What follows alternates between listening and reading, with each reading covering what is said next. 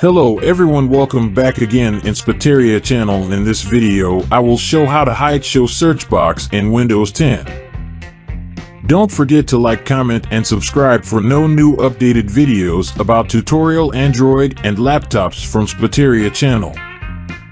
Let's start. Hover the mouse in the taskbar and click right on your mouse.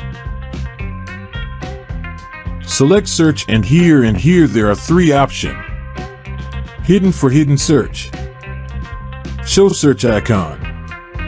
Show search box. Select show search icon for only show the search icon.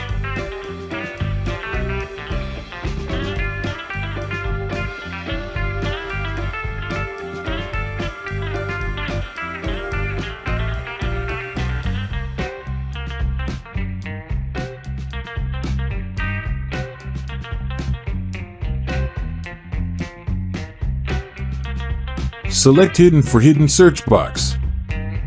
Select show search box for show search box.